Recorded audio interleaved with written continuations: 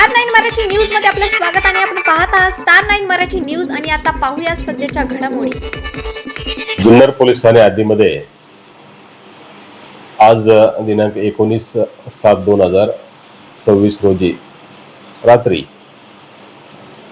नगर परिषद शाळा क्रमांक 4 शुक्रवार पेठ जुन्नर परिसरामध्ये 3 किलो गांजा, एक इनोवा कार आणि एक स्कूटर अशा प्रकारचा 10,50,000 रुपयांचा मुद्देमाल हस्तगत करण्यात आलेला आहे। त्याच्यामध्ये छापा कारवाईमध्ये हा मुद्देमाल हस्तगत केल्यानंतर एक आरोपी अटक करण्यात आलेला असून त्यास सध्या पोलीस कोठडी मिळालेली आहे आणि इतर पाहिजे आरोपितांचा शोध सुरू आहे। तर कुठेतरी जुन्नर शहरामध्ये हे जे नशेचं प्रमाण आहे ते खूप वाढताना दिसते, पालकांना काय आवाहन करलेलं आहे? त्याच्यामध्ये माननीय पोलीस अधीक्षक पुणे ग्रामीण सरांचे आदेश आहेत।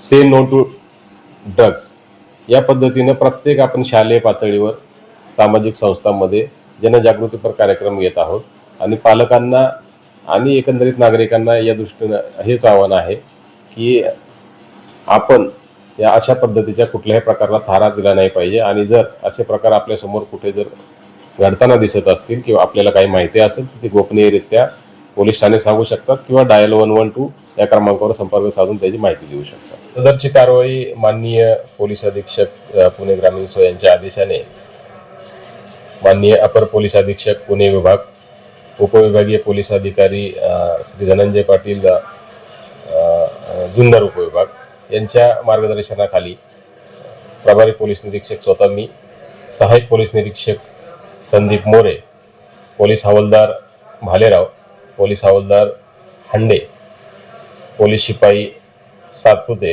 पोलीस शिपाई वाघमारे, पोलीस शिपाई पावडे, पोलीस शिपाई केंद्रे, पोलीस शिपाई निर्डे या पथकाने केलेले आहे। आणि याच्यामध्ये उल्लेखनीय अशी बाब आहे की जे रात्रगस्त पथक होतं, पोलीस हवालदार हंडे, पोलीस शिपाई सातपुते आणि पोलीस शिपाई वाघमारे यांना मूळ संशय आल्याने तिथून पुढची ही सगळी कारवाई आपल्याला करता आलेली आहे।